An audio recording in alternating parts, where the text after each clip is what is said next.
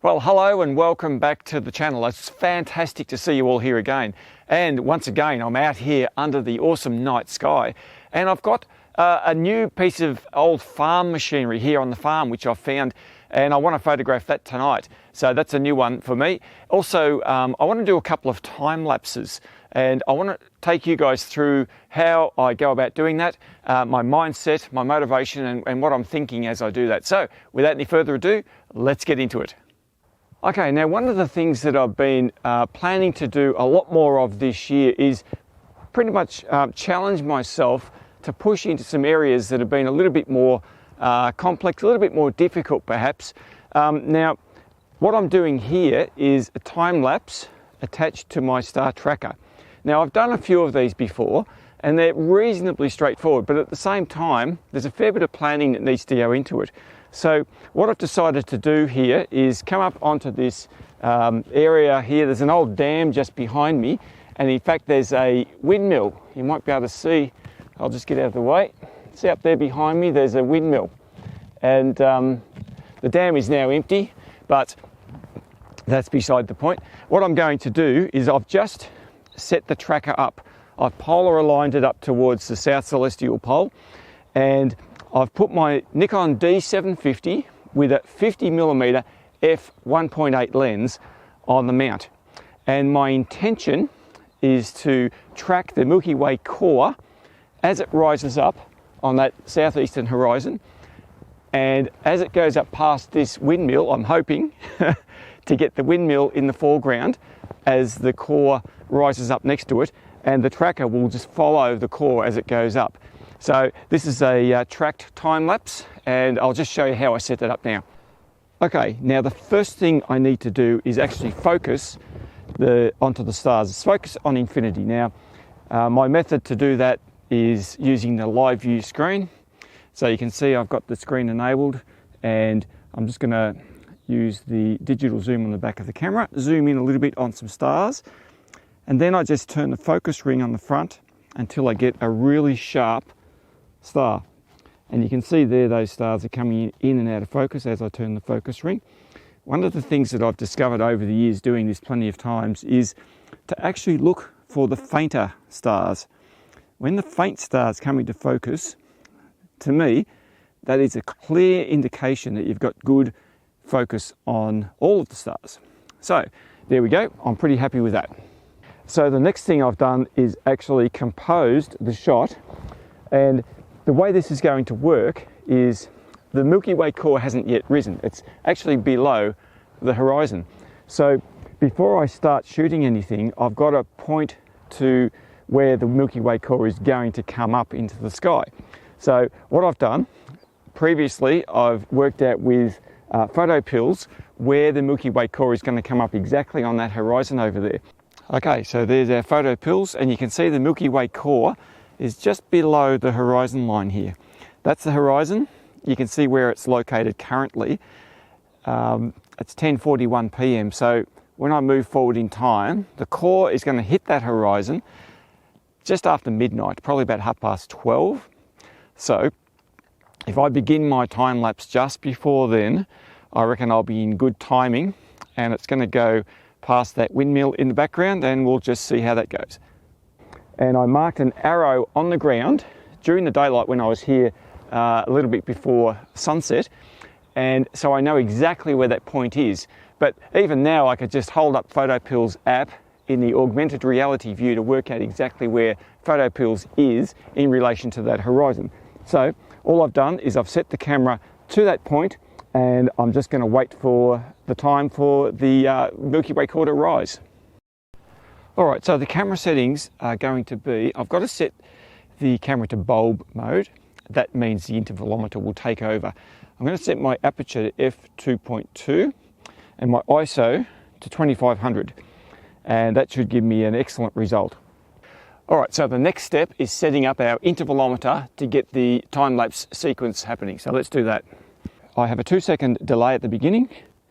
Then I'm going to 20-second exposure. So I'm going to set the camera into bulb mode and shoot 20-second exposures. I'm on the tracker. 50mm lens normally would be nowhere near 20 seconds. So I could shoot longer than 20 seconds, but I've decided that I'm shooting a time lapse, so that's 25 frames per second. I don't really want to be here all night. I've got a 5-second delay between each shot, which will give me a smooth movement. Then you'll notice there I've got those horizontal, hope you can see that, horizontal dots. What that means is on this intervalometer is that it will keep shooting until I come back and actually press the stop button. So that's my plan for this evening. So let's just see how we go. Okay, now one final detail. I'm going to put one of my Z6 video lights sitting on this old fence post facing towards the windmill. And it's going to be on a very low level, so this is low level lighting. And what I'm going to do, it's probably 40 meters away from here, so it's only going to give it just that hint of an outline, and that's what I'm after for this shot. Alrighty, well tonight is jam-packed, action-packed, because I'm doing yet another time-lapse here, and I've been waiting for quite a while to shoot this old gig here with the Milky Way core rising up in the east. Now, I've shot it before, but in a different orientation, over in a different paddock here, with the Milky Way core setting in the western sky over the top. That's been a great subject, but I've had to wait about 4 months to come back, reposition on this side of the farm with the Milky Way core coming up in the east. So what I'm going to do today is set my second Nikon D750 with the 14 to 24 f2.8 lens, and I'm going to shoot a static tripod mounted time lapse. So let's go through the settings now. Okay, well here we are. I've got the camera down fairly low on the tripod, as you can see. The D750 pointing towards the cart there at 16 millimeters I've set this lens to rather than 14. The reason for that is I just wanted to get a little bit closer view on the cart. I'm still getting a lot of the sky in the background.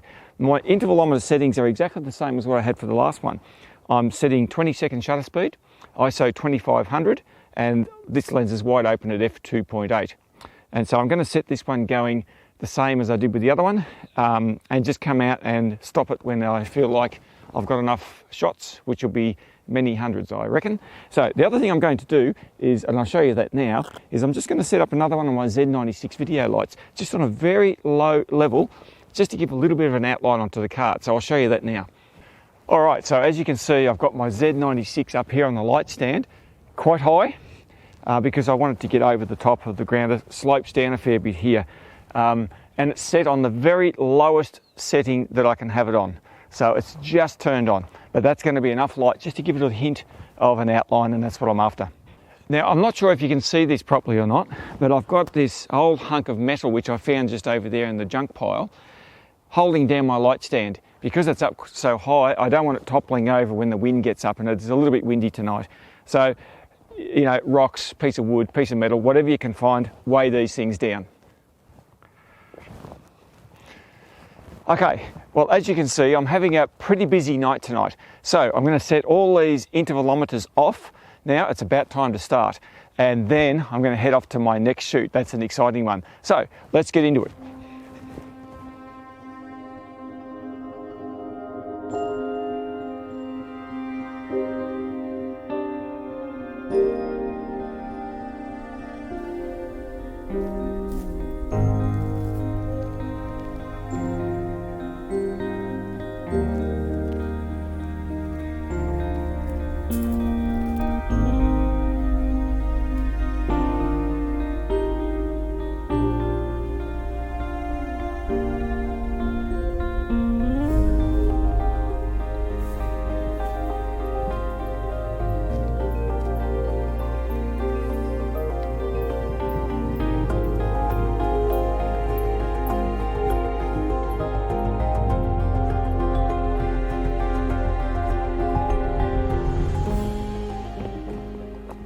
Absolutely awesome. Okay, well, this is a subject that I've been looking at for a little while now, and it's been placed up here on this dam bank. It's raised a little bit off the ground. It's just what I was looking for. Now, those time lapses are going over there, and it's going to be probably a couple more hours before they're finished, so it gives me plenty of time to work on this little beauty here. So I'm going to be putting the camera just down there and facing towards the east, where the Milky Way core is rising in the sky. Just looking over there now, I can see it quite clearly. It's a beautiful night tonight. And so what I'm going to do is shoot with my Nikon Z6 with the 20mm f1.8 lens.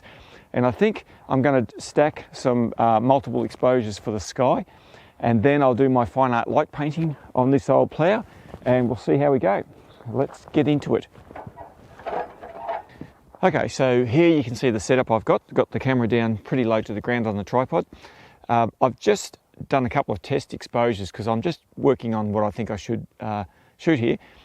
First one I shot was at f2.8, 15-second exposure at ISO 6400, and that looked pretty good. But my plan here is to stack multiple shots, and I think 10 in a row, using sequator. And to do that, I'm going to shorten the shutter speed to 10 seconds, still at f2.8, and I'm going to go to ISO 10,000. And I wouldn't normally go to 10,000, but I'm going to do that because I'm going to stack the images, and that'll remove a lot of the noise. So that's my go-to plan. I'll just do a couple more tests and we'll see how we go.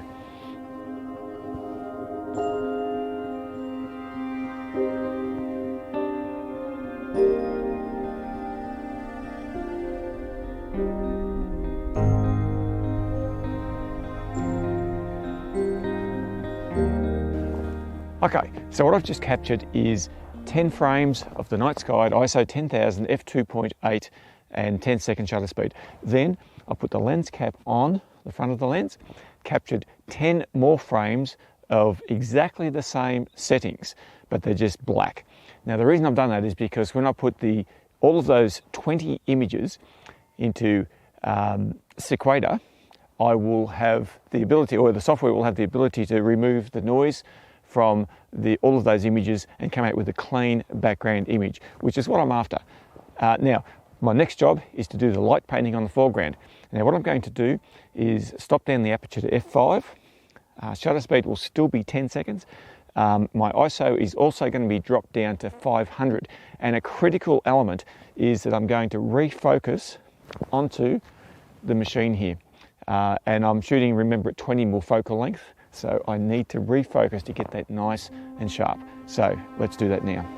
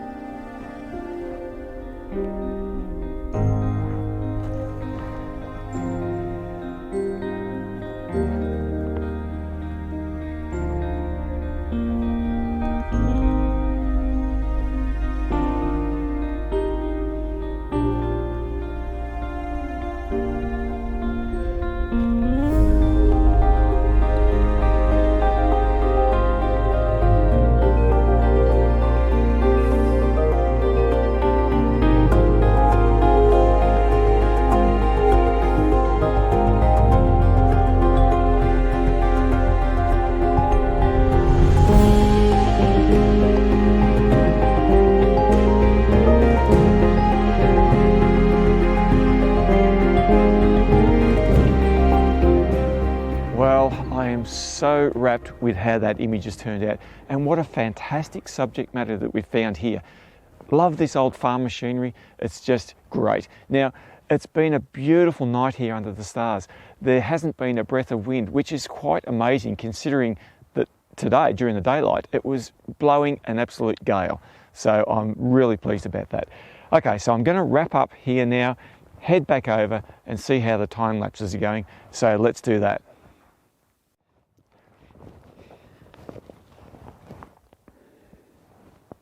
Oh, fantastic.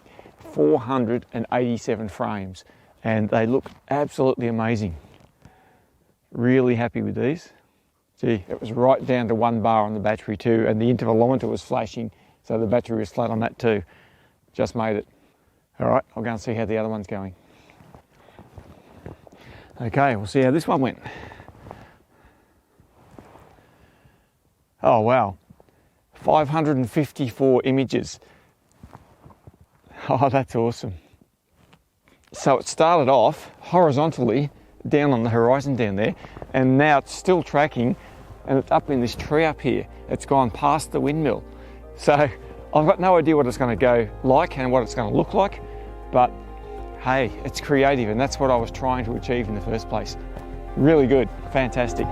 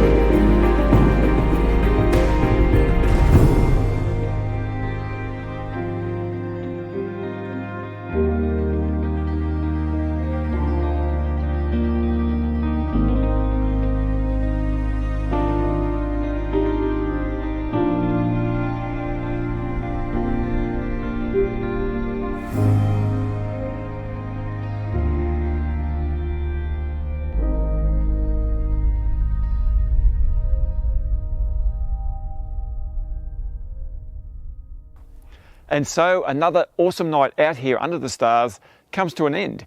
I've spent quite a bit of time here shooting these various pieces of equipment, and I think the footage looks absolutely fantastic. I'm wrapped with those shots. So thanks again for joining me. Love you to subscribe and comment down below. I really try to answer all the questions. If you have any comments, encouragement, whatever, I'm always happy to chat. So until next time, out under the stars, I'll see you guys later.